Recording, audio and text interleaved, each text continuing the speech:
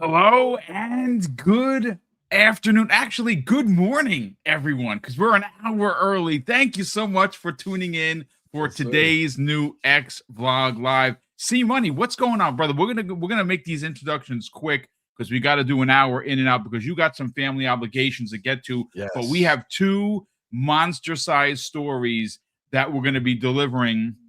How you feeling, brother? Welcome. Feeling great, man. Feeling great. Thank you for, accommodating the time. I don't want to Come miss on, the bro. Thank you show. for being here. Yeah, but the kiddos got the concert and Nice, Christmas nice. concert during the day. So That's so cool, man. What do you think of the video game tree? I love it. I love it. I told you I replied on your tweet because I'm gonna it's actually do a so video and dope. put it up as a short on YouTube It because should be. you can't really see it, but Mrs. Boom found the Super Mario Brothers star. Yep, it's on top. It's on the top, It's so fire. and it has a button. But you know what? Hold on just a second. It's worth it. Oh, you can't hear it. All right. You can't hear it. You're Okay. Yeah. Sorry about that. I thought you might be able. I suppression. thought you actually. You know what? You probably can't hear because I got the softer on. It has a gold, like a gold star button that's an actual ornament, but when you press it, it sets it into the Super Mario theme. The song, it's dope. It's really nice. That's real sick. That's real So sick. I'm actually going to do a video of it. But listen, ladies and gentlemen, thank you so much for being here today. See Money, look again. Our time is limited. Obviously, this is the holidays. It's busy for everyone. What I've decided to do, thanks to Mrs. Boom's suggestion, is over the weekend I'm going to record a bunch of. I don't even know how to explain them. They're going to be about 15 or 20-minute actual videos. Nice. I have a bunch of topics that I have not been able to get to that I'm going to discuss. And what I'm going to do is I'm going to premiere them on the days that there are no shows. So at least you have something to watch. I'm going to try to get at least 5 of them done.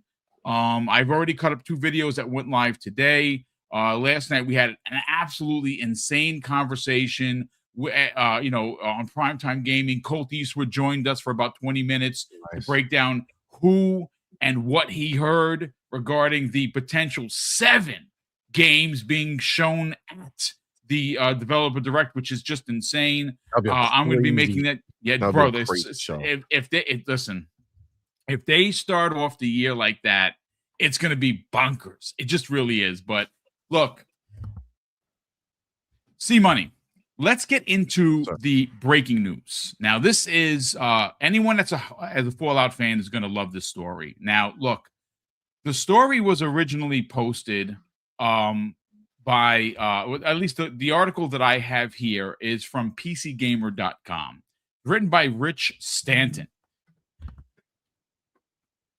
And it goes on to say this, C Money in chat.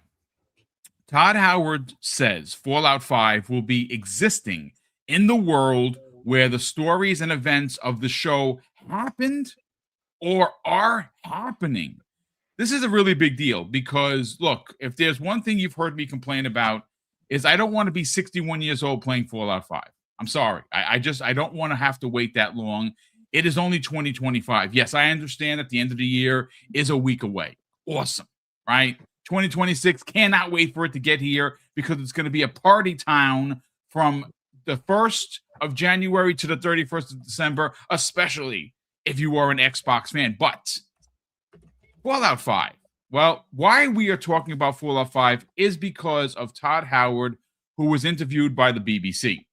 And he was interviewed because of the new show. Well, at least the show from last year that just had its season 2 debut.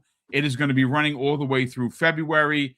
And interestingly enough, during the show last night with Colt Eastwood, he believes that Fallout 3 remake could be at this direct, and that would coincide almost by a week and a week and a half before the end of the season 2 finale. So it's kind of lining up a little bit, but I want to read some of the excerpts from Rich Stanton's article of PCGamer.com.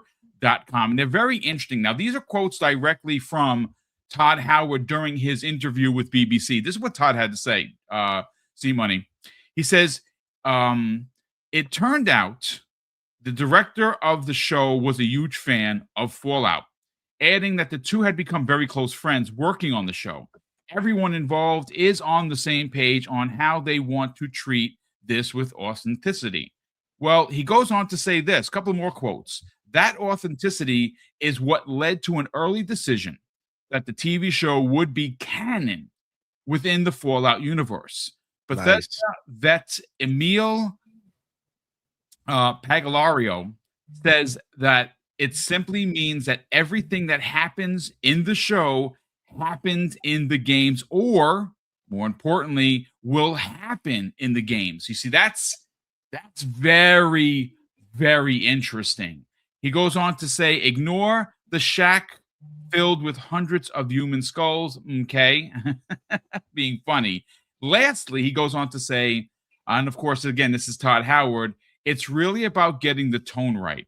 But they were very respectful of what we wanted on where we wanted to take it, mentioning the odd late night text asking if something was chronologically right before shooting. It was always a back and forth. It was really fun. Look, this is very interesting, at least for me personally, C-Money, because Fallout 5 is probably going to be a new story with a new protagonist. I don't think it's going to, I mean, again, I don't know for sure. We have no information on it other than, Well, it should probably be you, right? I think you kind of create a new character. it would probably be your own created character. And it's you, whatever story that you decide to tell while you're playing it, whether you're evil, whether you're good, whether you're neutral, it's going to be your own story. That's one of the things I love about Bethesda's games, is that they don't insert you into a character that you have to play. They give you the opportunity to play the character you want to play. That's the whole idea of role-playing games.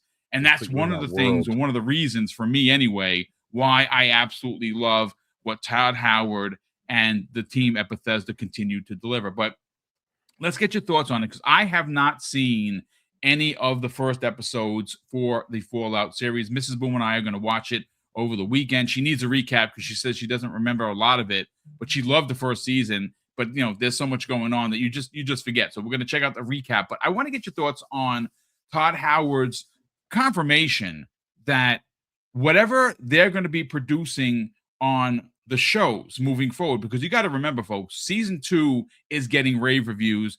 I'm not sure if season 3 has been already greenlit, but it's only a matter of days before that gets announced. So it's great that canon is actually going to be happening in both the video game, whenever that releases, and the shows. I think that is freaking amazing, because the investment in the characters that you're going to have on the show, because I will, when you're watching a show live, you always, gravitate towards a certain character. The fact that character could actually show up in the game, to me, sounds freaking amazing. Let's get your thoughts. Yeah, I think that's going to be I think that's really dope. I think that number one, it shows I feel the success of the show, right? So they feel like the show is successful enough that they want to make sure that it stays in the games, right? So whatever's here will transition into the games and be a part of it, which is dope. The other thing to keep in mind is when he says anything that's happened or happening, is because one of two things. One, he assumes that there's going to be so many seasons of this show that we're going to be able to play the next Fallout while the show's still going, which will be dope.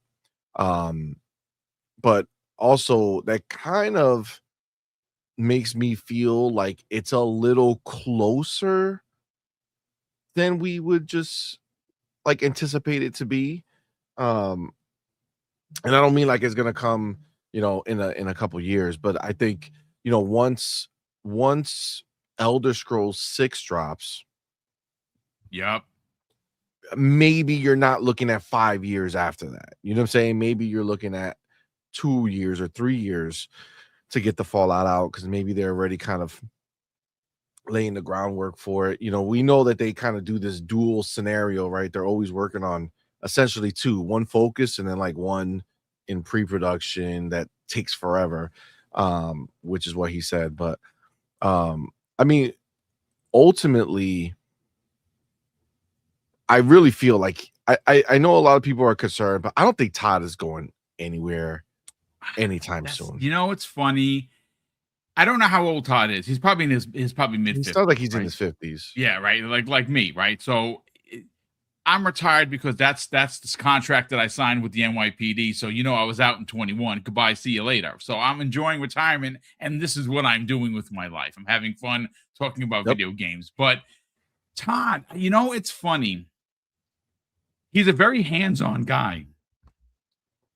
Like, he wants to be involved in Starfield. He wants to be involved in Fallout. He wants to be involved in Elder Scrolls, right? When does this man retire? I'm going to be honest with you. I hope never. I really don't see a need. I feel like, his involvement in it is he's hands-on in the fact that I think he's sitting there with the ideas and making sure everything comes out right and doing that. But I don't think he's not sitting there like putting in 60-hour work weeks in front of the computer coding or some crazy shit like that. You know what I'm saying? Like, I think his role is probably way chiller than it's been in the past. So for him, what's it to him to just stick around and keep guiding the ship until he fucks up, right? That's really going to be the thing. Like, when he gets so old that he starts thinking that something is cool that is not, and he just puts like out a boomer. Yeah, like some trash garbage shit. Is like, Todd, what the fuck was this? He's like, you know what? I don't fucking know. It's time for me to go, right? Like that. I feel like that would be the moment. Outside of that, like, he's having so much fun. He got Indiana Jones. He's gonna stay. He finally did his dream, and now he's gonna do that's right. I forgot about that. I think he's gonna be like, well, I did my dream. I'm out. No, he's gonna like. I think it's easy to look at Indiana Jones separately because it's a separate studio that's working on that game. But Todd is still the guy who's basically running that ship too, right? He's running that game. So he has Fallout, Starfield, Elder Scrolls, and Indiana Jones. Yeah. And I just don't see him wanting to let go anytime soon. Like, it's just arbitrarily retire for what? Like, a lot of people say, oh, it's going to get to that time when he's 50. Like, what are you going to do after What are you going to do with yourself? He'd probably open up another studio. Yeah, like, for what? Why would you compete with yourself when you have all the IP you ever want to work on? And they went ahead, they did Starfield 1. And I think a lot of people are looking at that game, and number one, that game was phenomenal. There's a lot of yes, it is. There's a lot of this fucking bullshit out here that people try to put on that game as if it wasn't amazing, because they're trying to compare it to No Man's Sky, where they wanted to fly off the planet instead of having loading screens do it or whatever the hell. Like, those were choices that Bethesda made because they thought that they were not relevant. They didn't think it was necessary to do the game that they wanted to do. I heard that they've been working on that. That's something that's one of the big things that they want to do. We talked about that last night. Actually, Colt Eastwood confirmed that there is, in fact, going to be. He actually released a video, which I haven't had a chance to watch, but apparently, according to who he spoke to, that he's very confident with, that his exact words were this, and I think the chat was most of the chat was here. He says that Starfield is going to have its Cyberpunk 2.0 moment. Yeah, and what's interesting here is this is going to be a re-release on Xbox, PC, and PS5. Yep. So everyone is going to get the new version. No one's going to be better than the other. It's going to be what it's going to be, and everyone is going to be rocking the same upgrades.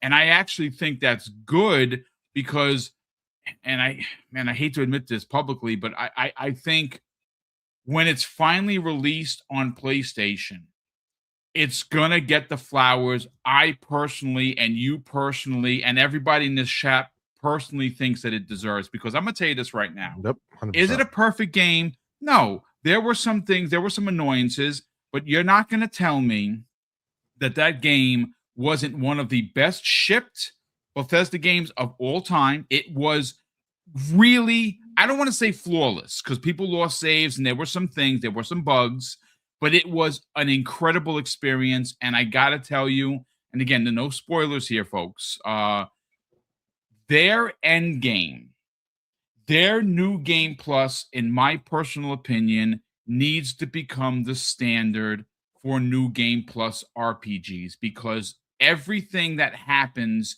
is so random and so unbelievable. Like, I won't spoil it for anyone that is waiting to play Starfield. Like, there may be some PlayStation gamers in here, of course, who are welcome to hang out with us by all means.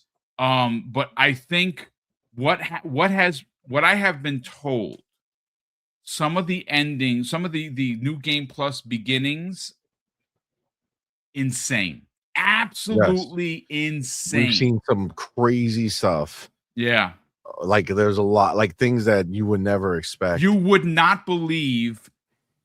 You know what? Again, I'm walking a razor's edge of madness, ladies and gentlemen. I don't want to spoil anything for anybody, but you know what? Before we move on to the next topic, I do want to bring in this article once again because Todd Howard had some really, really interesting things to say. So the author goes on to ask this: good thing or bad thing?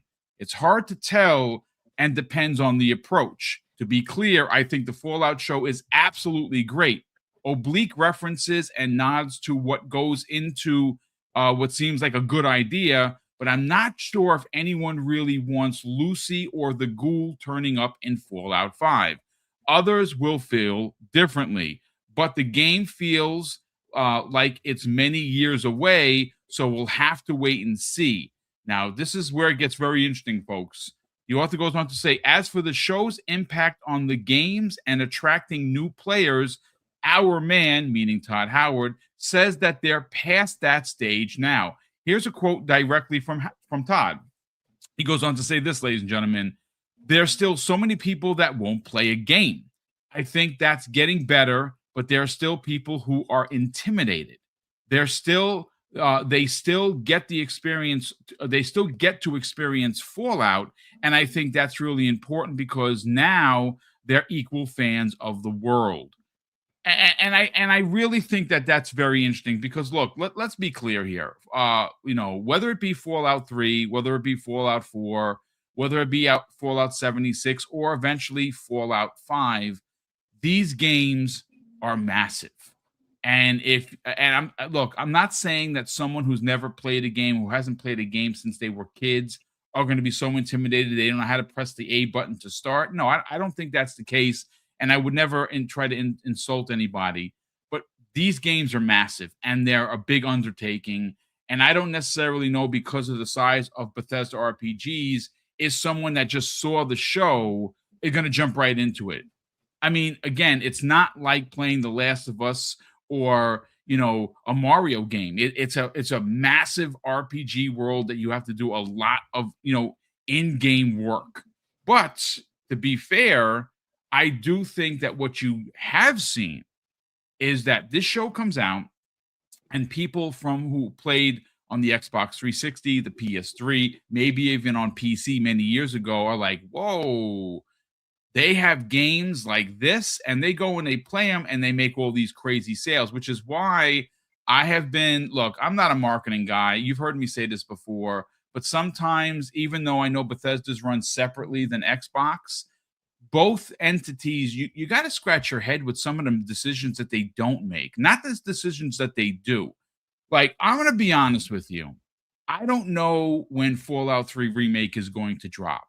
Me personally, if I was someone in finance, if I was someone in marketing, what I would have done is had that game ready to go right before the season 2 drop, or right during the season 2 drop, because what you're going to have is, I know these companies like money, right? They love money, right? They're corporations.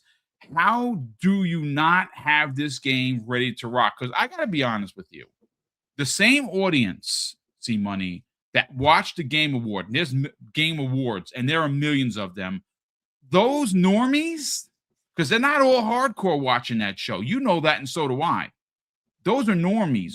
Those normies are jazzed to watch Fallout Season 2. If you would have had Todd come out, do his spiel, and say, oh, I got one more thing before I get on out of here. Boom, run a trailer, and it's Fallout 3 remake. Bro, it would have sold gangbusters. And again, that's $1 million idea that I gave away for free. I don't know. Let's get your final thoughts on Fallout. Yeah, I mean, look, I think you're right. I think the fact that Fallout 2 is happening now, I'm sorry, Fallout Season 2 is happening now. I think it is, if they have the remake in the pipeline, like the rumors suggest, it should have been ready for sure. Like they should have been either ready, or maybe they're trying to do it mid-season. Maybe it's just during the season that they want to maybe let more people get caught up in the idea of Fallout again, and then boom, hit them with the game. But I think that would have been smart. I think that's a smart idea to have it go. But as far as like I mean, even when I think about that remaster, like Fallout 3 is the one that I did not mess with. It was a little too janky. I'm jealous of you, because Fallout 3 is 10 times better than Fallout 4 by leaps and bounds. That's crazy, because I really like Fallout 4. So but Fallout 3 is too janky. Like when I go back, like I've gone back to like start it, and it's like, I don't know, it's like back when Bethesda was really making their like the whole idea of a buggy game coming from them. That's all during that time. You mean Bugthesda is what you're talking about. Bugthesda at the time, yeah. So it's like, I don't know, it's just it looks too old for me, right? For me to go back. That's kind of the problem for me. So I'm really hoping that they go full in and give us like the Oblivion treatment, right? Where they really go ahead and make it shine for today. So I'm really, really hopeful that that's the case. I also never played New Vegas, which people say is even better. Maybe they're going to do a double banger and give us all one big package with the Fallout 3 experience, Fallout and New Vegas. Well, supposedly that Fallout New Vegas is happening as well. I don't think they're going to wait. I think you're going to get 3 then Vegas, because they want to make money and they're going to sell it at a premium price. And preferably, I think that those games are so big. See, I don't want them back to back. Like I'm having trouble finishing Oblivion right now with all the freaking games that are out. It's just crazy. And by the way, I restarted Expedition 33, and my God, it's what a game, man. I'm only a handful of hours in. I just got out of the underwater level. So it's crazy because Expedition 33, once the TGAs happened and they swept, I went right back in. I was like, you know what? This is money. That literally got me to get back into it as well. I'm not going to sit here and lie. So shout out to Black Skellington, who of course said Expedition 33 with the sweep. Oh yeah. That was just fire. But this is the thing. You know, I had stopped playing it for a while, not because I didn't think it was good, but because I traditionally don't like that type of game. And what they did, the story, everything they wrapped around the type of game made me love it and want to play it and play it. But then I started getting to this point where the battles were taking too long, right? Yeah, like it's they were just taking too long. And you know, I had like people in the chat tell me, you know, your build is not right, you know, that's why some of these things. And I was like, okay, that's cool. But it's just like I stopped playing. But then when I went back in, I kind of really jumped in, got into like the nitty gritty of what I should be doing and how I should be upgrading and my weapons and, you know, my skills and the bonuses that your weapon gives depending on your skill. I mean, your points, where you put them, like all that stuff. I kind of been really digging into it, you know, and the pictos and stuff that you should use, right? So I've been diving deep into it and I've been loving it, but I just went up against my first scenario that 100% is having me like, I'm gonna give it one. I'm gonna give it one more go, but the the typical you're fighting and then they get like a bunch of health given back to them by some bullshit, and like now you're stuck, and then they put these things, these like curses on you that you can't stop. And yes, I do know that there's certain things you can do where you can, cure curses and then absorb it yourself and then do like there's things that you could do, yes, but like some of the stuff is just it's nonstop. And it's like this boss, they kept giving him like his has a lot of health. They gave him 10,000 health at a time back. And while I'm like getting that bar lower and lower, it would just pop back up, pop back up. It's like, God, like, what am I doing here? And then, like, over time, all my people were dying. I'm like, bro, he just goes. And I got him. Yo, I was so close. But then all the curses that they put on my people didn't allow my AP points to grow. So I couldn't do any real attacks that I needed to do. So it just become like this stupid, frustrating thing. And it went from being so exciting to be experiencing this to like, this is just tedious. Punishment. Yeah, and it's like I don't. That doesn't excite me. That's not fun to me. Like I don't beat that guy and say to myself, "Wow, what joy and excitement I had that I did that." I say, "What a waste of fucking time to have done all of that." Like I don't need that. That's not what I'm here for. The battle I don't care about. I'm here for the story. I'm here for everything else. You can make the battles difficult, but reviving, like constantly giving this dude health as I'm doing it, like that's not my life. I'm not good for that. I'm not good for that. So I spent so much time fighting that dude, and ultimately I just gave up that fight because I only had 2 people left, and there was no way it was gonna happen. So I took a little break. I'm gonna go back. I'm gonna give it another shot. And if the same scenario plays out, if I can't get past this dude, then Vaya con Dios, Claire Obscura. It was great. I love the game, but it's just, I mean, that's okay. That turn-based game is there's a very fine line that I can walk there, and they've been walking it pretty good, pretty close, but now too far for me. Yeah, Sorry. Pal Rusted in the chat says that you can put it on story mode. I am on story mode, fam. Oh, there you go. Story mode already. There you go. It's literally, that's the problem I have, my dude. I am on story mode, and it's just ridiculous that this is what's happening. It's ridiculous. So because what happens, story mode, all it really does, it makes it, you don't hit them harder. They don't lose health faster. You don't take as much damage. That's story mode. That's what it does. Yes. That's story mode. So I don't take as much damage, but guess what? Apparently this boss didn't get the memo. Nobody sent him the idea that I'm on story mode, because some of his hits are like, okay, cool. And then some of them are massive chunks of my health. It's like, whoa, what happened? You know what I'm saying? What took place here? Yeah, and what the issue I'm is? Dodging, I'm doing good, but come on, man. You know what the issue is for you? See, you like us, like me. You have limited time. Exactly. Right, because obviously you run your own business. You have the family. You have a channel that is pretty big, and you have a channel that requires your attention. Listen, folks, I'm gonna be honest with you. I'm not saying I'm going to beat Expedition 33. I've been playing it in chunks.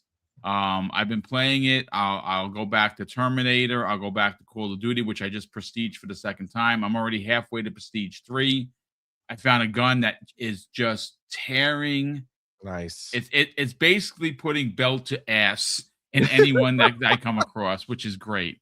So I'm enjoying it because I'm normally, I like either the heavy machine gun, or I like the like an AR. But this is it's SMG that I have. It's really good, and I'm not even done like tweaking it yet. I'm just doing like ridiculous damage. But look, great opening salvo, folks. Again, it's Fallout is a series that is gonna come back in a big way. Me personally, if I know Todd Howard, I don't think he's gonna rush anything, but I will say that there could be a collaboration to get this thing out. And shout out to Crispy Bomb in the chat, who actually said what they should do is enlist Clockwork's developer In as Exile. well as Obsidian to kind of help, because You know my only problem. I feel like in Exile and Obsidian, I feel like I don't think they want to be like. they don't want it to come off the bench, is what you're saying. Yeah, like they don't want to be like, oh, I guess we'll help make your game. Like Clockwork is looking amazing. Obsidian has been creating amazing new IP, following up on their old IP with amazing product. It's like wrapping them up in a Fallout game. As much as Fallout is in the zeitgeist with the show, it's like these other studios, they just want to do their own thing. And honestly, I don't think that Todd brought up, he was being asked almost like there was some type of like beef between them and Obsidian. He cleared up that there isn't. Vegas. Yes, he did, and he's clear like, that up. We hired them. We wanted them to do a good job. Yeah. It's great that there's people who are saying they like that game versus our game, or our game versus their game. Doesn't matter. We wanted that to happen. Me.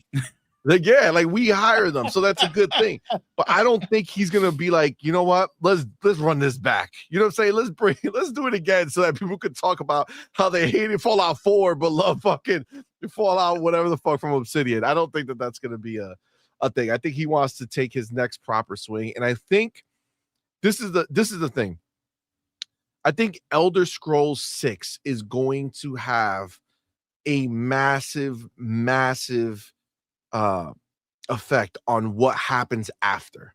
Yeah, I agree. And I think the biggest thing is all of Bethesda's worlds are going to benefit from what Elder Scrolls is doing, and is going to be AI. That's 100% what it is. It is, brother. I'm right there with you. It's going to be AI. It's going to be all the mods that you've seen. You can go out right now and look at Skyrim videos of people who have modded the game with AI, and they've done it where they have an AI companion and they talk to it, right? With their own voice.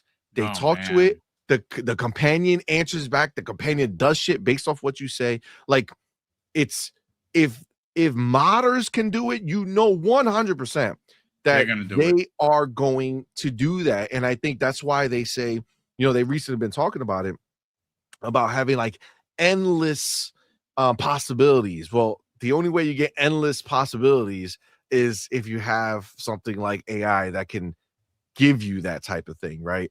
But they're not going to be able to sit there and, handcraft every conversation if they want to take it to the next level. And that's where I think that's what they're going to be doing. They're going to train, the AI to understand the world that it's in, to understand the time that it's in, or the type of way they talk and all this stuff. And then boom, they're just going to do something crazy. And then that's going to go into the next Fallout, right? And then that will go into the next Starfield, right? And like that's where I feel like this is going to be just a huge change coming. And that's why Elder Scrolls 6 looks like it's going to take longer than some of us were anticipating. I thought it would be like a 2027 game. That's what I thought originally too. But based on the comments, like if we're literally about to be in 2026 and he's still saying, it's still going to be some time, like it's still far off. I don't think that's 2-3 years, brother. It's a year. I think 2028, 2029 is probably more likely. But the news about Starfield kind of getting this resurgence kind of then makes sense, right? Because if 2026 is going to be the year that Starfield makes this like big return, right? Like this big step forward, being reintroduced to, gamers who maybe have missed it on Xbox and PC, and then opening up to PlayStation. Hell, we don't even know if they might go to Switch, right? Like we don't know exactly what they're going to do with that. But if that's the case and you have this big resurgence, then you're going to want another year to be able to pad that out with another expansion on top of the foundation you're setting now. Because like PlayStation 5 players or Switch players who are just getting this for the first time, well, after they beat this, what's next for them, right? You're going to be looking at another expansion next year. They said they want to do yearly expansions. Yeah, the next one's supposedly called the Terran Empire, I think it is, or something to that effect. That would be dope. They just have so much that they're gonna be doing. I think Starfield also just needs it. I think it needs its time to be the game that Bethesda released. You know what I'm saying? Like, not to be overshadowed by new Elder Scrolls or Fallout or any of that quite yet, right? Let Starfield breathe. I love the main game. We reviewed it. I love the expansion, even though I don't know. I feel that was one of the moments where I felt like I don't understand what happened. I played an expansion that I loved, had an amazing time, did a full review on it. So everything we talked about loving is in the review. Like it's all there. And then people came out talking about how it was trash. And I'm like, what the what are we talking about? There's no way. It didn't make any sense to me. So obviously they took that to heart. We should have had an expansion last year. They didn't do it. I've been saying from the beginning that they weren't going to bring it to PlayStation just for the fuck of life. They needed to have a big moment. There had to be a big moment to warrant all these different things, and that's what's going to happen. They're going to do a big splash with this next update. Instead of just a year update, they're going in, making real big changes. I'm really excited to see what's going to come. And ultimately, with Fallout and Elder Scrolls and Starfield and everything that they're doing, I think the biggest thing is understanding that because they are now owned by Xbox, Todd has the ability to kind of take the time he needs to make sure he's going to make something impactful. He's going to make something that matters. And I think, when we look at Xbox and how they're looking at stuff, for sure that Bethesda falls in that hierarchy of expectation, right? Starfield was expected to do well, right? The next Elder Scrolls is going to be expected to do crazy, right? Like they are going to carry the burden that the smaller devs who are under Xbox, who get to kind of make these more, niche experiences, that gives them the freedom to go ahead and make these cool experiences that we get that are maybe smaller or shorter, but just as good as far as quality is concerned. They're going to be taking that burden, man. So he's not going to rush it. He's not going to rush it. And talk about possibly retiring. There's no better way to be talked about retiring is if your game is just not that good when it comes out, right? Right.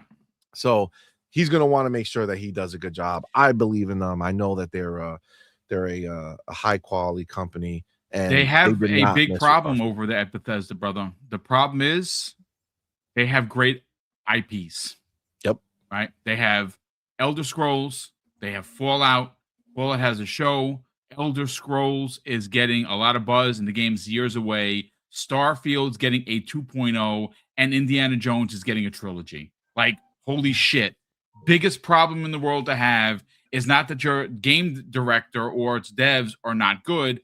They have too many unbelievable IPs. What a problem to have. But look, facts. Let's get into the second topic. But before we get there, I got to thank Dave Reezy in the chat. He drops, ladies and gentlemen, a very generous $2 super chat. Dave Reezy goes on to say, "Good morning, Boom Chat and the Mustard Master." God damn it. Okay, Mustard. Hey, Mustard. I love it. Oh, and we also have a gifted sub from Dan the Man Cunningham. Brother, thank you so much for the one double barrel gaming membership. That is very kind of you. We truly appreciate it. Dan has been very generous with the channel over the years, so thank you so much for that. Look, folks, this next topic is one that's going to either spawn excitement, concern, or just piss off a lot of the ponies. And I know that C Money can't wait to get into this. Look, let's talk about Final Fantasy. Let's talk about Square Enix. So the other day, Final Fantasy VII remake demo is out, and it's glorious. Right? That I've already paid for the game. I got the extended edition. I cannot wait to play it in its full. If you play the demo, whatever you do there is going to carry over to the game when it comes out. We played the demo last night on the stream. There you go. So again, looks stunning. Looks absolutely stunning, right? Okay, yeah, awesome. But folks, that's not the story that we're going to cover. The story that we're going to cover comes the way of Takashi Makazuki. Now, if you don't know who Takashi is, let me give you the 411 on this gentleman. He's a reporter in both game and tech, and he works for Bloomberg, right? Now, Bloomberg.com, if you didn't know, is a serious news outlet, and they don't report on speculation. They don't report on rumors. It's Bloomberg, ladies and gentlemen. They report on facts. Well, I got a story here that Takashi wrote that I'm going to just start off with his post on X. This is what Takashi had to say, and it's both concerning and exciting, at least if you were a fan of Final Fantasy and you were wondering who the next acquisition could come in 2026 for Microsoft Corp. Well, this is what this article has to say and what it concerns. It says new Square Enix, whose stock price has been quite volatile this year. The background there was that a view among some investors is that Square Enix, quote, might sell off its business or even the entire company.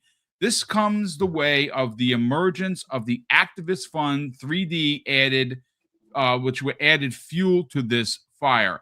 So I do have the Bloomberg article in front of me. I don't know how much I can read of it, but I'm going to read what Takashi had to say. Now, this was posted just yesterday, and this is what it has to say, C Money in chat. Welcome to the Tech In-Depth, our daily newsletter about the business of tech from Bloomberg's journalists around the world. And today, Takashi Makazuki addresses the situation going on within, of course, Square Enix. Now, what's interesting here is that there has been a significant amount of leadership change. And there was a story, which again, folks, I will find it. I don't have it in front of me, where Square themselves have publicly admitted that the deal with Sony really damaged the company financially. Those locked up deals did massive damage for their company. So what's been talked about is the potential. You heard it when I read it in verbatim, that there are investors within the corporation of Square Enix that are looking to potentially sell the business. Now, here is where I take this. You know how I always say, see, that there are no coincidences in business, and you know that because you're a business owner yourself. So when things happen, it's because you are putting foot to pavement and you're getting the work done, right? Hand to tool. You are doing the work. That's how it gets done. There are no coincidences in business. Well, interestingly enough, just the day before, Hazador Gaming, one of my favorite posters on X, posted a picture of someone from Square Enix, and of course, it says here, it's a picture of director Naoki Hamaguchi, Phil Spencer, and Sarah Bond at where? The Microsoft headquarters. And it goes on to say a close partnership between Square Enix and Xbox as Final Fantasy VII Remake Integrate launches soon on the platform. Now, look, again, it's just a picture. It's just the director or one of the big cheeses, if you will, from Square Enix, just so happenly showing up at the Microsoft headquarters. And you know what's funny? Again, coincidences, ladies and gentlemen. The next day, C Money, a story is run in Bloomberg about a potential sale of the business. Look, I'm not saying an acquisition is happening. I'm not suggesting that at all. But what I am saying is that last year, if we remember, Satya Nadella said that they are currently still actively looking for new acquisitions for Xbox game studios and their businesses. Now, what's interesting about Square Enix, now I'll say this. For a lot of people in this chat, and I'm going to get to the chat in a second, maybe Final Fantasy has fallen off a cliff for you, right? Maybe it's just not the same it was for you, like it was for me during the NES days, during the Super NES days, maybe even during the PlayStation 1 days. My favorite PlayStation 1 game, not of all time, but in my top 5 list, is Final Fantasy 7. I beat that game using FAQs because when I imported it, it was all Japanese. And then I beat it again in English. One of my favorites. And honestly, you've heard me tell the story. Just imagine your eyes from a PlayStation 1 gamer seeing Knights of the Round happen in front of you. It's I'm getting goosebumps because I'm a big old nerd. Knights of the Round is one of the best magics in Final Fantasy 7. And it still moves me today at 55 years old. So for me, I really like Square. Now, in the past, I've had beef with them because of leadership, right? They've said some really, really crazy things, and those leaders are gone. They're no longer leading anyone, as far as I know. This is the new Square Enix. But I got to be honest with you. I think that if money, this was a play for Microsoft in 26. It's not just for Final Fantasy 7. It's not just for the current IPs that they own. They own quite a bit of them. You got to remember, there's another aspect to their business that no one ever talks about, and that's their mobile business, which is freaking massive.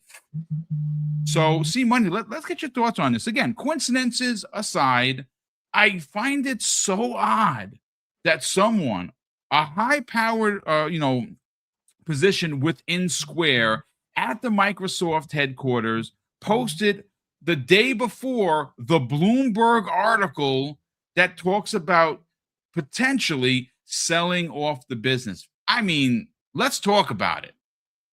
Yeah, it's a little coincidental, huh? Where just magically that conversation takes place right after. But listen, I think we know, based off of what happened in the past with Square Enix, that they made a bad call. They made a bad deal with PlayStation. They had a belief that PlayStation selling the amount of consoles that it sells and stuff like that were going to equal huge things for Square and Final Fantasy and things like that. And it just didn't play out that way. And when you make bad decisions and make bad moves and you're in charge of everything, you tend to go. And that's what they did. They got rid of leadership at Square. They brought in new leadership, and that's when the finger banging party happened, with Phil and everybody else on stage, where there was a lot of things that took place with their hands when they were holding for so long. We couldn't see underneath, but there was a lot happening. Needless to say, pause. Once that moment happened, everything changed, right? There was basically this huge commitment to Xbox, like, hey, we're done with this PlayStation only crap.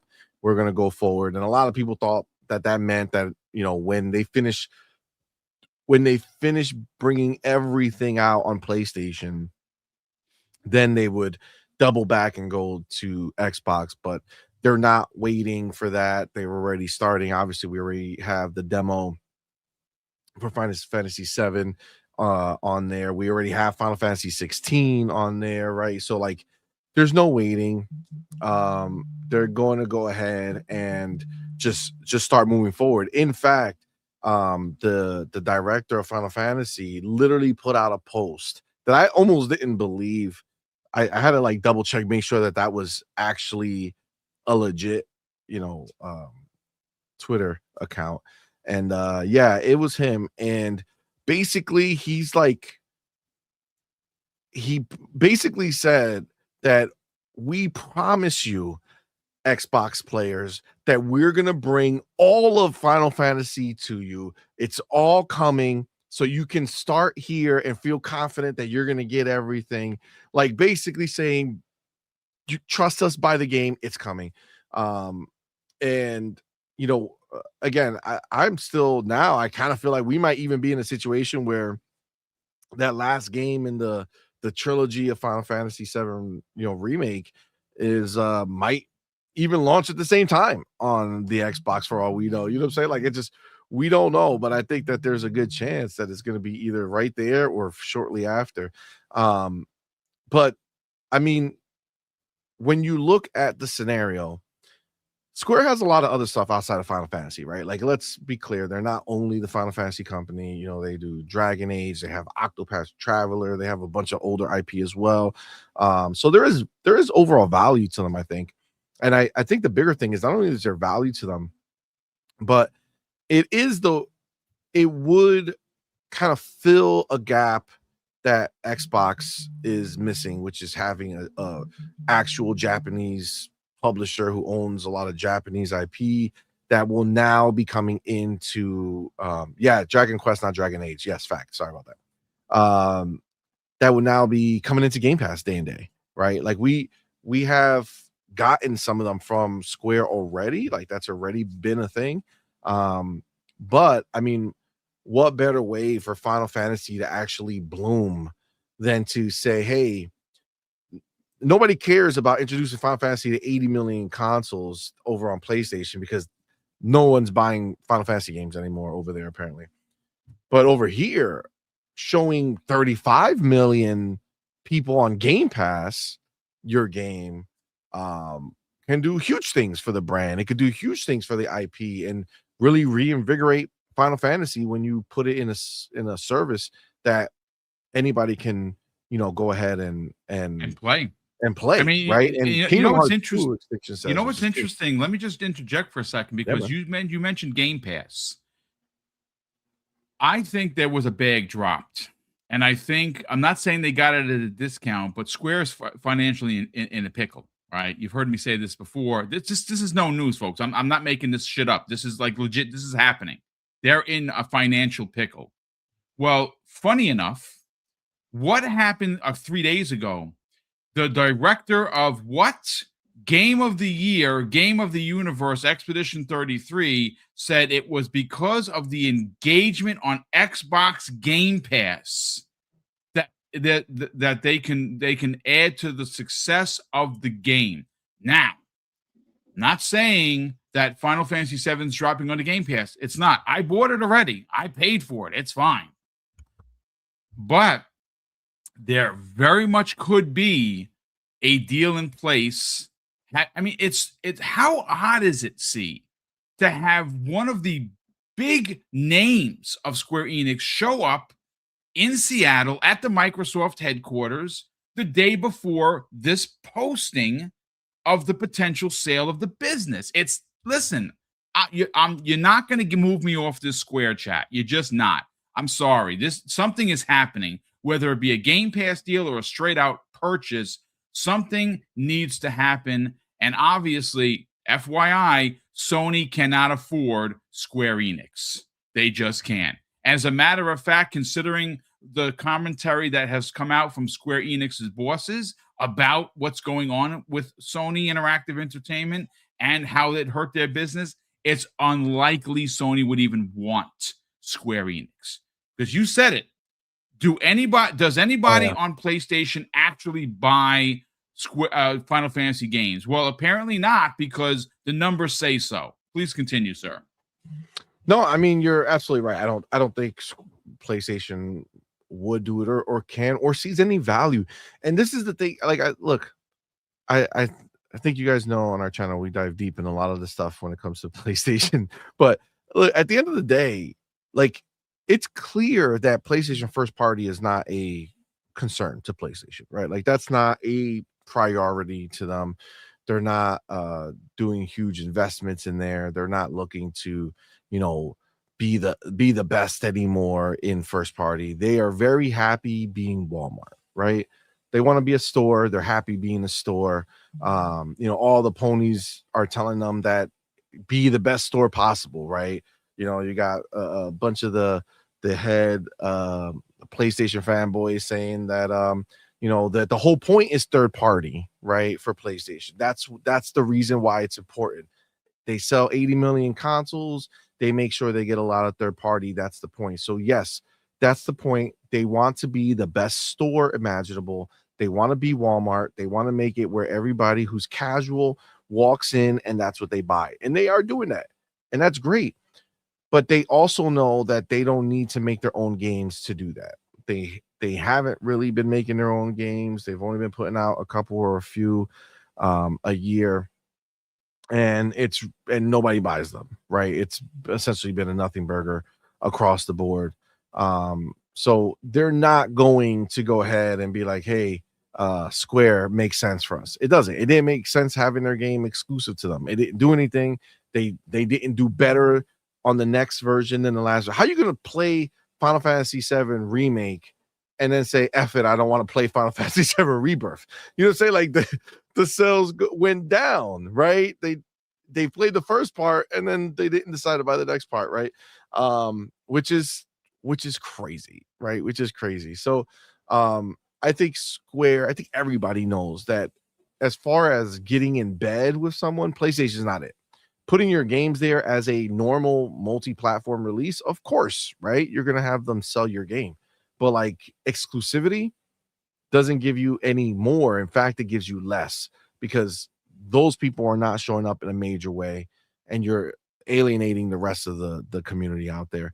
I think Microsoft getting Square, you know, if Doodle was here, Doodle would say, you know, let Square suffer. You know what I'm saying? They made their bed. They should sleep on it. Microsoft should not go ahead and save them. But, you know, I agree with that. But at the other end of it, I also love just getting free games in my Game Pass. So anybody they buy, I'm pretty much down with. I don't think they would buy anybody that would take away value from me, right? So well, I think it would be good. I think it would be good. Look, personally, right? If there was a dream scenario for me personally for Xbox buying somebody from Japan, it'd have been Capcom, right? That's dream scenario. That's not going to happen. Capcom is making bank, and they're doing so well that everything they've released in the last 5 to 6 years has just been bankers. They're selling. So of course I say Sega. Like Sega's for me. I'm a Sega kid. As much as I love Nintendo, I've always been a Sega kid. Dreamcast is still my favorite console of all times. I have 2 of them, as well as 83 games from. Most of them imported from Japan. I freaking loved the Dreamcast. So Nice. the dream scenario is Sega, and Sega's doing super well as in their own right. They have their Super Game Initiative, which is they've partnered with Xbox. So even though some of those games will probably not get into Game Pass, or maybe they will, they're all probably going to be play anywhere titles. You'll be able to play on your handheld, your TV, wherever else. And their resurgence is right around the corner. When you get the announcement that they're dropping Shenmue 4 and Jet Set Radio and the new Golden Axe and a new Streets of Rage and potentially a new Daytona and a new Altered Beast, you're going to just lose your shit, because I know I certainly am. But the one that's kind of left hanging a little bit, that's in a bit of a pickle, is Square Enix. And big corporations look for things like this and they gobble them up because they're a good investment. And it's a good investment from a two-sided coin here. One, they're going to be able to add all of their mobile that does really well for Square Enix into their own mobile, which they have a big part in, right? So there you go. They're making money there. But from a perspective of IP, wow, now we're talking. Now, maybe Final Fantasy isn't what you want it to be, or maybe you were a fan and maybe you're not now, and you're hoping it will come back, and maybe it will. But having those IP under the Xbox Game Studios logo is a really big deal. Those games getting into Xbox Game Pass, even more amazing. And you know something? I'm sorry to say, they're probably going to get Square Enix at a discount, and they're going to get a foot into Japan, which is a big freaking deal. Agreed. I think the biggest thing for Square is that they took too long, unfortunately. Yep. Everybody else got out quick. right? Yes. Sega has been out for a long time now. They've been out of that PlayStation bullshit. Bandai is All of not a them. part of All that, of right? them. Everybody else bounced. It was Square was the only one, and I only feel that unfortunately for them, they were trapped in the beginning because of the agreement they signed. But what I feel, this is what I think. I think the agreement that they made was for games and but also time, right? Yeah. So they probably set a time limit on the contract that allowed them to be like, well, if the games are not out by this time, we can look or maybe renegotiate or maybe get out, right? And it looks like that's what happened. It looked like a certain amount of time passed. Those games took way longer than anyone thought it was going to be. I think the first Final Fantasy VII remake was announced, if I'm not mistaken, was 2015, It was, right? yes. It was Yes. 2015. I think it was the year of Dream Show, if you remember. Yeah, that's over 10 years ago now, guys. Yeah. You know what I'm saying? And there's still the third one is still not out yet, and we don't really know when it's gonna be out, right? So like that's a problem, right? That's a problem. That's a really, really long time. So, they and honestly, I think they were still hopeful, right? Because like I explain all the time, nobody makes a game thinking that the next one, especially if it's supposedly popular, is going to do worse, Yeah. right? So I think what really amplified everything for Square is the fact that Final Fantasy VII came out. It did good as the first one, but it didn't do amazing. It did worse than the previous, Final Fantasy 15, right? At the time, right? So Yep. it didn't do great. Then Final Fantasy 16 also didn't do great, right? People forget that there was a 16 thrown in there. And it didn't do great. It did good, but not Rebirth crazy. did it even worse. And Yeah. then Rebirth did worse. And that's the problem. So for Square, they're looking at the trajectory and they're like, fam, like, how are you getting more consoles sold, but we're getting less sales for our games? Yep. This doesn't make sense, right? Like, Yeah. if you're selling more consoles, then theoretically I should be able to sell more games. But what you're telling me and what I'm now understanding, and I'm Square, right? What I'm now understanding is you selling consoles doesn't matter because the people who are left to still buy your consoles don't give a shit about Final Fantasy and never will, right? The people who bought your console in the beginning, the first 2 years, maybe 3 pushing it, those were the people who were the most likely to even acknowledge games like Final Fantasy on your box.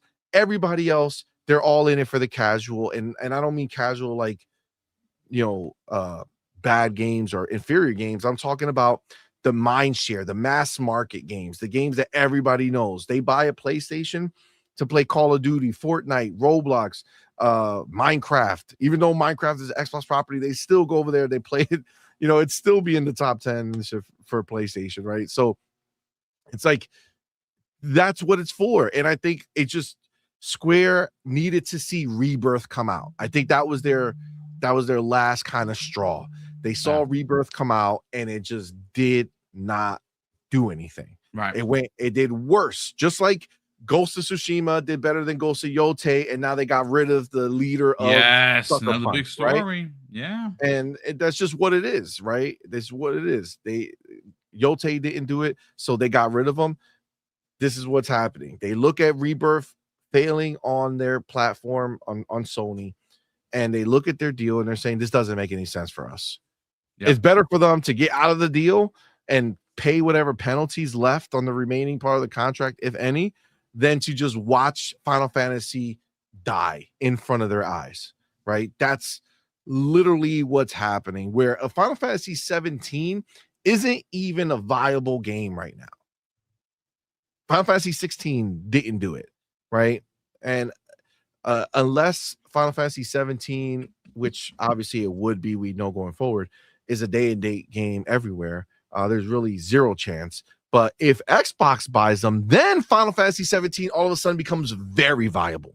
Indeed. Because all of a sudden, if Microsoft is able to go ahead on the June showcase and say Final Fantasy 17 just announced and is day one in Game Pass because we own it, like, it's going to change everything for Square is going to change everything for the Final Fantasy IP and any other IP that Square has. Honestly, Octopath Traveler will all of a sudden be skyrocketed to this more premier IP.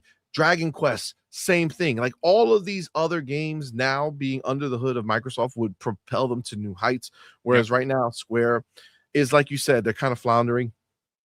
They're trying to figure out what to do, to recoup all the losses that they've had and how to kind of regain the excitement for Final Fantasy. Because as much as the core group of people you see on the internet are singing their praises about Final Fantasy, unfortunately, that hasn't translated to what Square actually cares about, which is the amount of sales that they get on that franchise. And sadly, again, like you said, Rebirth did worse than the first part. That makes no sense. People should be more pumped. They should be more pumped. So more people should be buying, not less people, right? So I think 100% the angle of looking at this, that Square can possibly get scooped up by Microsoft, 100% that's a possibility. Yeah. They're the least affected in a negative way if Microsoft is the one that buys them. I agree. Great points of view. But listen, ladies and gentlemen, we're going to get on out of here. But before we do, I want to share something with you. Shout out to Sith Lord. This is funny. Hold on a sec. Let me just share this glorious picture.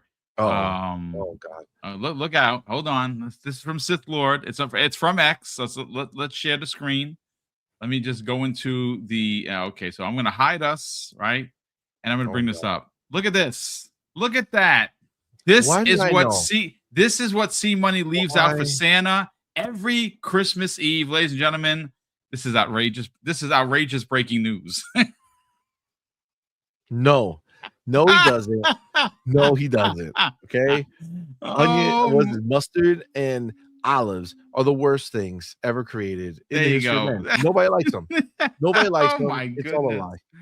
It's all shout outs to Sith Lord. Also, real quick, we got to thank Abacap72 in the chat, who's been a channel member, ladies and gentlemen, for 45 months, brother. That is insane support. Thank you so much for that. He says, I'm listening while playing Final Fantasy 16. I'm fighting Yugo now. Gulp. You know what, man? That game is long, and I don't have time for it. It's my days, my time these days is just so jacked. It's just crazy. I actually find myself getting up like super late to just play games, just to get my rank up in Call of Duty. Play some. Did you get terminated by any chance, dude? It's so good. There's so many games, man. Like honestly, right now, I use the stream that we do every week for gaming to kind of that's cool. Play some of these other things and kind of at least get something from the games, and then I can kind of see if I want to continue them. And so like that's really where I get to kind of branch out right now, which is like during the stream I play like 4 games typically. And that's my fix. So right now I have other ones like Banishers came up to Game Pass, and I was so good, brother. So freaking good. Yes. The next time we doing it live, I'm gonna add that one to the list that we're gonna play. It's just there's so many different games. I will say, Cullen Prime brought up the fact that Final Fantasy VII Rebirth didn't come out on PlayStation 4 like the game did, like the first version did, so that impacted its sales. But sadly, I'm gonna say that that's a nothing burger, because anybody who actually cared about these games would have already transitioned to PlayStation 5. They would have bought a PS5. They already bought a PlayStation 5. The first group of people who bought a PlayStation 5, those are the people who did it. The people who bought it on PlayStation 4, who actually cared about that game, they bought a PlayStation 5 already. It's just there's very little of the hardcore that's left on PlayStation 4, right? That's why you only see, the Call of Duties of the world and things like that are still left on that generation, or like very, very small, like games that don't require much of anything. But I would say the vast majority of core players already moved on to PlayStation 5. They have 80 million players. I'm sorry, 80 million boxes. Yeah. We know some of them are not sold or whatever. It is what it is. But at the end of the day, I'm going to say that that doesn't really have much to do with anything anymore. In the beginning, yes, but now there's no update. Rebirth didn't come out here and be like, "Hey, we finally sold 10 million copies" or something like that. It didn't happen. Every new PlayStation sold is not going to equal a Final Fantasy, and that's just kind of is what it is at this point. No, I mean it's a good point of view. But listen, let's get everyone out of here because you got to roll, brother. Real quick. I don't know who just posted. I think Wario64 just posted this. If you've been on the fence about Arc Raiders, it's on sale on Xbox right now for $31.99, or the deluxe edition $47.99. That's down from $60. So Arc Raiders came out at $40. It's on sale for $31.99, and if you want the deluxe edition, which was launched at $60, that is now $13 off at $47. So I'm actually thinking about picking it up because I gotta play that game. I gotta get You involved. got the FOMO too. I do a little bit. Yeah. So it's fine. But listen, brother, let's have the brand, man. Let's talk about On Point for Gamers. You mentioned a couple of times that you do that you're doing live streaming by playing games. I think that's great. I don't know how you do it. That's a skill I do not own. But I cannot play and talk at the same time. It just does not. I couldn't too, but then you kind of just do it. Like you just kind of start getting used to it. You just kind of fall into it. Yeah, and I mean, it's the same with the videos. Like videos are so daunting, but I've gotten so good with them that when I'm chopping down and I'm making, because I do like 3 tasks. Like I'm cutting it down, I'm listening over, I'm adding all the graphics, I'm adding the logos. I set it to go. Nope. I go make the thumbnail. The thumbnail sometimes is good. It's quick. Sometimes I do the thumbnails in advance. Then I load everything up. So so I've gotten that was very daunting for me. Yeah, you get used to it. Yeah, I got used to it. I think the biggest thing is that essentially, like when you're playing a game by yourself, you are essentially always talking to yourself in your head. Yeah, you know what I'm saying? Much. Like you're pretty much always just saying things out loud, and that's really all it is, right? Like when you're playing the game, you're things that you see, things that you're pointing out, things that you're feeling, you just talk about it and then just glance at the chat every once in a while and hang out with them, but it becomes easier, but it's a great second nature for you, especially. Yeah. Well, it's just a great way for me to play things that, I'm not necessarily playing right now, but it's a good way to sir. Go get Terminator immediately. Go play that. The people might think. But listen, sell the brand of On Point for Gamers. I know you got to get out of here to go take care of the fam stuff. Brother, where can people subscribe? Continue to help you grow that incredible number of subscribers, as well as tune in to your live streams, to your playthroughs, and of course, where could people follow both you and Doodle on the socials? Yeah, man. Well, first of all, obviously, again, thanks, brother, for having me, man. Always love being on the show. Appreciate you. So normally 12 p.m. Xvlog Live, we're here. So shout out to you. Thank you, brother. Yeah, we On Point for Gamers. I did put the link in the comments or the Yep, the I see it. You're there. Yes. So yeah, you could come by and come rock out with us. Yeah, we've changed our schedule quite a bit because of just life and having so many kids and things that we're doing. So we have a show on Tuesday nights and Friday nights, Night Quest and Night Shift, 8 p.m. That's our podcast shows like this. And then on Thursday nights, typically we did it last time because of the fact that our 20-year wedding anniversary is this weekend. So very nice. Congratulations, brother. That's amazing. Thank you. Yeah, it's Sunday. So Friday, we're just kind of gonna have a weekend of it. So I normally have Friday night show, but we're not doing it. So we kind of shifted the week to still fit everything. So and obviously the next couple of weeks can be tough because it's it's the holidays, right? Exactly. Yeah.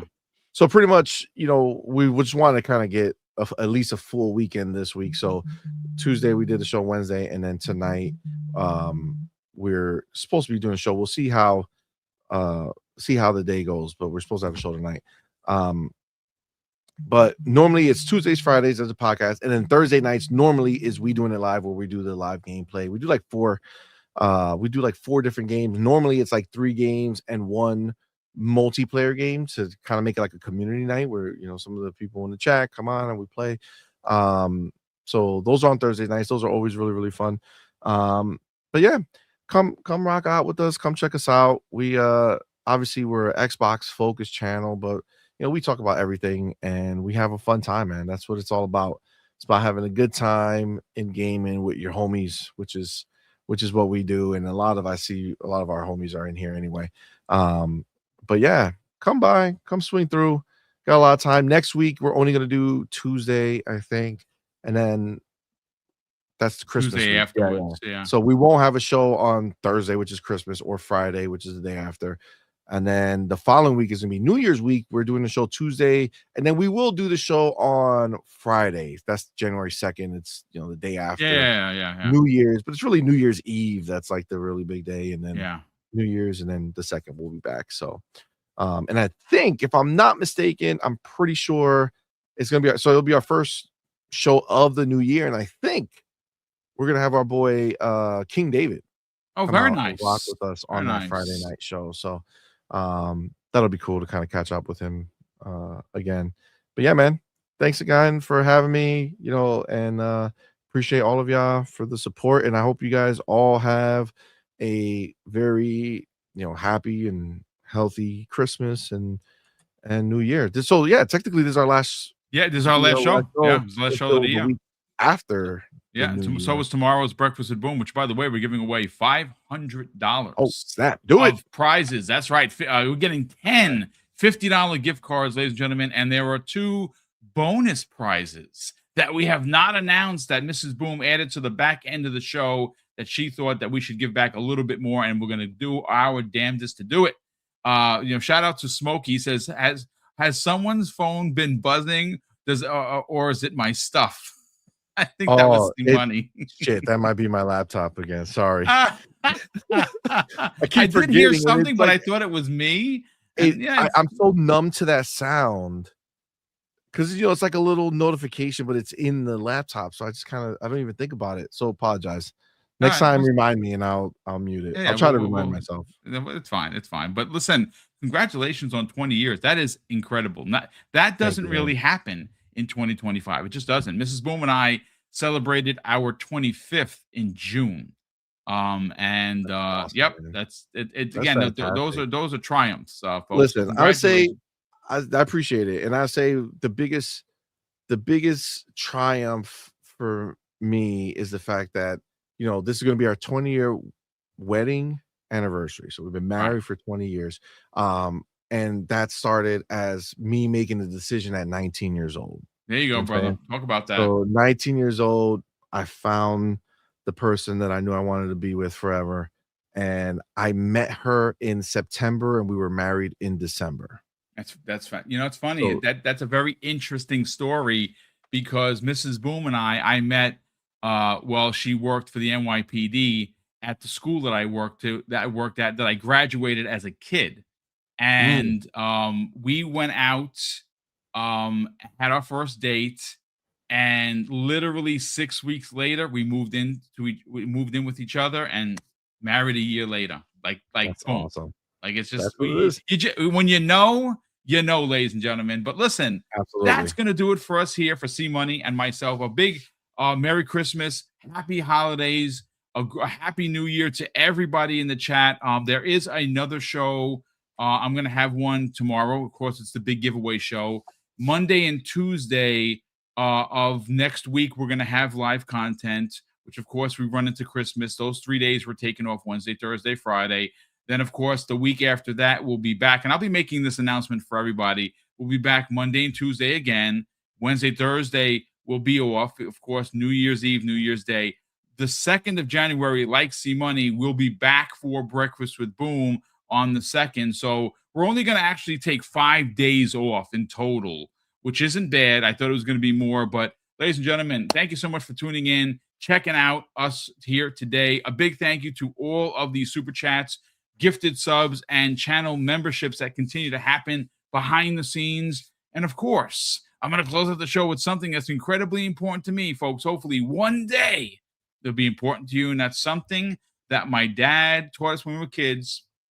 And he would say, Craig, treat others how you want to be treated. And also, it doesn't cost anything to be nice. You live by those rules, son. I can guarantee you're going to have an awesome day. So take care, everyone. And we'll see you next week on the newest episode of, well, and actually not. We'll see you next year on the newest Next episode year, baby. of X Vlog 2026. Live. Happy New Take Year, care, brother. All right, brother.